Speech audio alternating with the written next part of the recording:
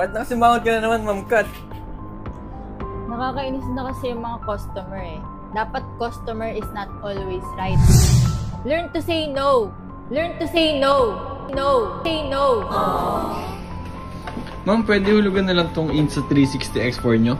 No. No down payment, sir. Try mo sa Billies.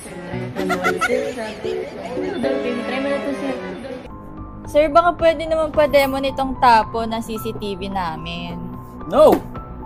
No problem. Siyempre, basta dito sa amin yung i-demo natin yan. Sir, cheese po.